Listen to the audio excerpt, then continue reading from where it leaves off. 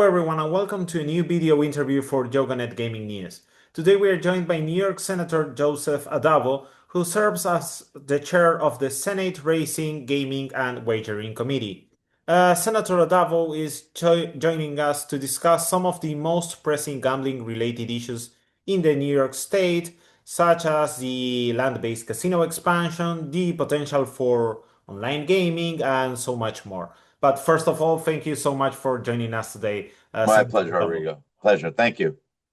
So to kick off this interview, we could start by one of the most pressing and latest issues in New York gambling, which is the opening of the first full-scale land-based casino in Queens through Resorts World New York City. As someone who has been so involved in this process, what does this milestone represent for the state's gaming industry and personally for you, and how do you expect it to shape the casino market in the state? Well, this is the first full licensed casino that the state has opened up in almost 10 years, definitely over five. And the idea is it brings with it certainly opportunities for jobs, great union, stable jobs. And these jobs turn into careers. So that's the first thing I look at. It gives us an opportunity certainly to raise revenue for education in New York State, as well as MTA, the public transportation system. We get to highlight the dangers of problem gaming and look at the programs that go along with these full licenses to address addiction and pre-addiction. So there's a lot of benefits here, and our job will never be over. We always monitor, how the situation goes with this full license. Well, Resorts World now has a temporary monopoly on live table games until the other licensed projects are completed. From a regulatory and economic perspective, how important is it for the state to ensure a competitive casino landscape over the long term?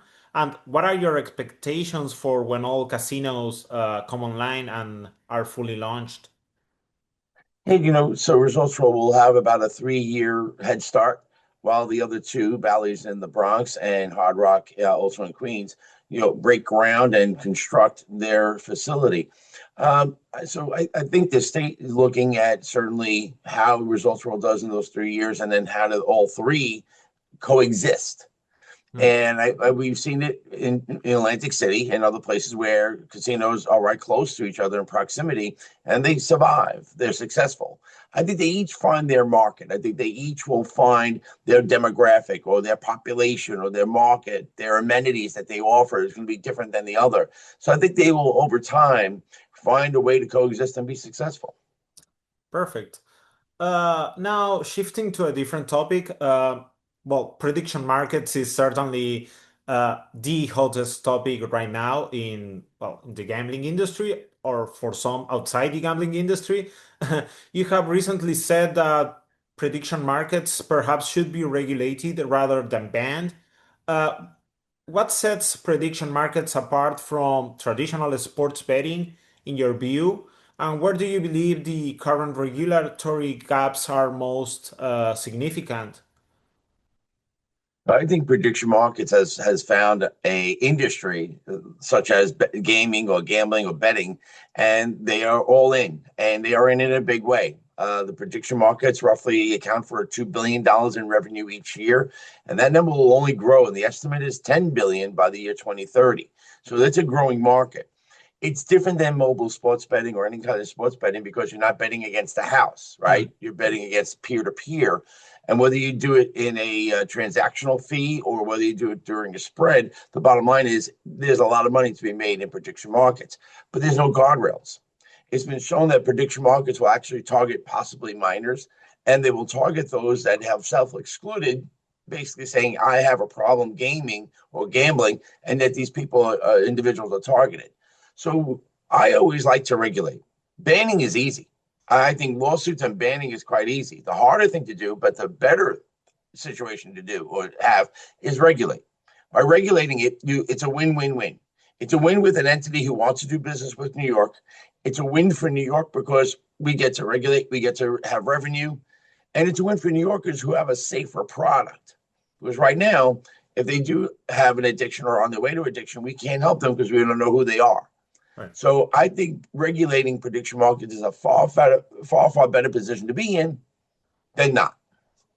Perfect. Well, we have seen several states, industry stakeholders raising concerns about sports-related prediction contracts in particularly, arguing that they operate outside traditional gaming frameworks. Uh, as this debate between federal and state authorities continues, how challenging is it for regulators to respond to these emerging products, in your opinion? How do you view the situation where we see this constant fight at the federal and state level? Yeah, while the federal government and the state are arguing, whether it be lawsuits or otherwise, it gives us legislators the opportunity within our jurisdiction as a state to do what we can. I don't like to sit on the sidelines and just wait for the federal government to act or wait to, I can't wait. Again, it's such a growing market very rapidly. So I like to get in there and try to figure out how to regulate it. So we do have this opportunity, even though the lawsuits are going. I think 16 states have brought lawsuits regarding prediction markets. The bottom line is we have this opportunity as a state to regulate and to address the issue of prediction markets. Do you think that lawmakers are moving quickly enough to address these products, or is regulation struggling to keep pace with innovation? Because It's we've true. seen so many new products hitting the market. How do you address an industry in such constant change as this one? It's a great question. The states are struggling. I'll speak for New York. We're struggling only because we weren't ahead of the curve. We allowed the prediction markets to come into New York while we had regulated, licensed mobile sports betting operators. The other prediction market operators or entities came in and started to basically get into the arena of mobile sports betting. So we're a little behind the eight ball. We're not ahead of the curve. We're behind it, and therefore we have to play catch up. And legislation doesn't move very quickly. So I'm hoping that next year we can address this more. We seem to address it a little bit this year in New York. We have the Attorney General who brought I believe brought a legal action. We have the Gaming Commission on it. We have the Governor's office on it with an executive order. We, the legislators, have introduced legislation, but like I said, I'm hoping by next year we can address it even further. Uh, you have consistently supported online casino legalization in this state, although there are some pending political obstacles surrounding the issue. Uh, what do you believe still needs to happen for iGaming expansion to become politically feasible in the state? And do, I think you have said that it's just a matter of time, not if it will be regulated. Do you have a time frame for when this could happen, taking into account that it's perhaps inevitable? Right. So for iGaming, my time frame was yesterday. I wanted to do it, and I've been wanting to do it. It was every year we don't do it, we lose about $1 billion to Jersey, Pennsylvania, Connecticut, and the illegal market. So when we don't do iGaming, we lose $1 billion, right? And we don't have the opportunity of helping someone with an addiction because if they are going to another state or doing it illegally, we can't help them. Once you regulate, yes, you get the revenue, yes, you get the jobs too, the new jobs, but you don't get the opportunity until you regulate to help someone with a possible addiction. So the idea is, I think we need to address those obstacles for iGaming in New York, like the cannibalization issue, that it would cannibalize brick and mortar operations here in New York, and I don't think it would because we see it doesn't in New Jersey. In New Jersey, both the brick and mortar operation and the iGaming operation, both numbers increase revenue wise and handle. So the idea is they can coexist, brick and mortar and iGaming. But if you want to address the cannibalization issue, fine, we can. If you want to address any other problem gaming issue with iGaming, because it is dangerous, we can. But we can only do that with a conversation. If nobody wants to talk to me about it, we don't move forward. And every year we don't move forward, that's another year lost that we're not helping someone with a possible addiction who's already doing iGaming in another way. So I'm hoping that next year the governor may not want to do iGaming, but she may need to do iGaming, whether it be for the revenue, for helping a New Yorker with an addiction, because we have a growing illegal market. But I think there's a need to regulate iGaming in New York. So that's my hope for next year. But there's a lot of work to do in the off season to figure out what the obstacles are and how we can overcome those obstacles. If New York eventually legalizes online gaming, what are some safeguards or structural elements that you personally would consider essential before supporting a final framework? It has to be on the forefront of what we do with iGaming. The idea of guardrails, safeguards, protocols, safety measures, all on the front line as we deal with an addiction issue. So we look at what we did with mobile sports betting. In a mobile sports betting statute, right, which was the legislation I introduced, partly got into the final product. There's 12 safeguards, protocols, safety measures dealing with the addiction issue, from capping the accounts to reporting to self-exclusion. Like I said, there's that many, 12, right? We would look to replicate that in the iGaming bill and more so. There's money built into funding for problem gaming addiction programs that were built into the statute, guaranteeing a funding stream for these programs that do work. So I would look to do that. And what's great about it is we get the input of everyone about that, whether it be the Native Americans, whether it be the problem gaming advocates.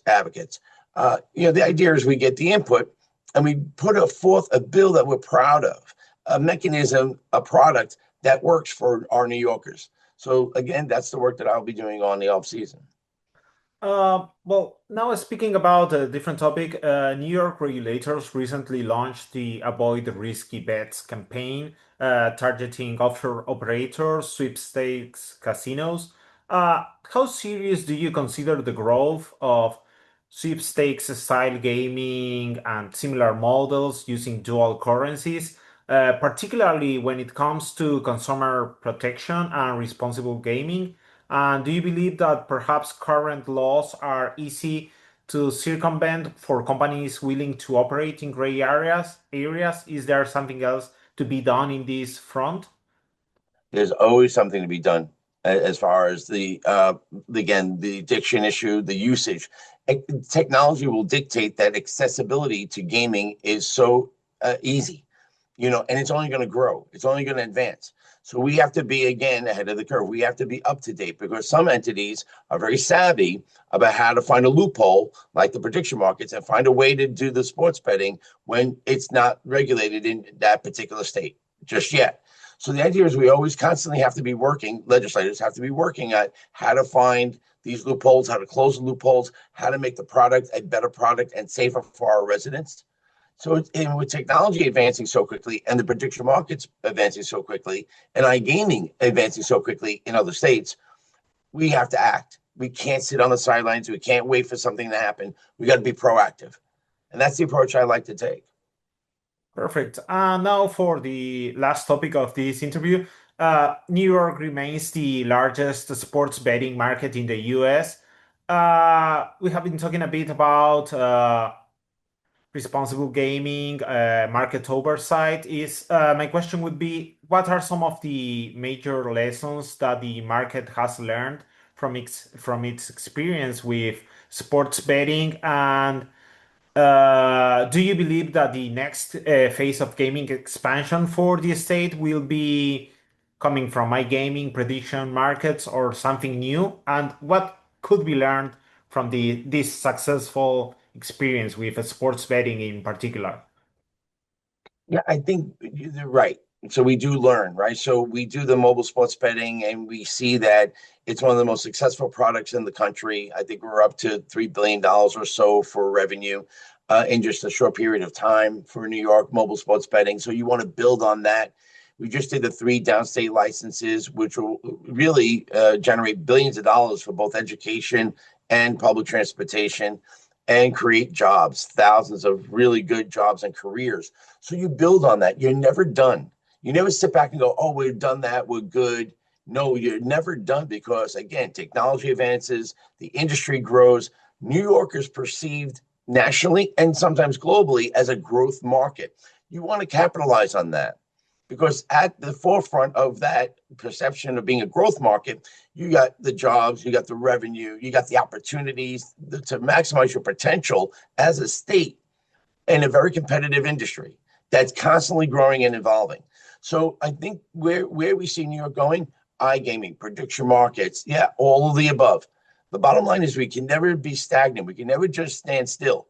We really have to keep working at this. But it can't be one legislator. Every state that has any type of gaming, iGaming, mobile sports betting, any state that has any type of gaming, it's because the governor, the leader of that state, wanted it or needed to do it for revenue purposes. That's where we're in. So if my governor doesn't want to do it, I have to convince the governor and her administration why we should do it to protect others from an addiction, to raise revenue because you're going to need it. But the idea is it can't just be one legislator. So again, while we finish our session here in June and we start up again in January, my work is not done. We're constantly trying to talk about facts and figures on why we need to advance gaming in New York in a very safe, methodical way. Perfect. Well, those were the questions for today. Thank you so much for joining for this interview, Senator Addabbo. Yeah, Radu, thank you very much for the opportunity. Have a great day. Thank you so much.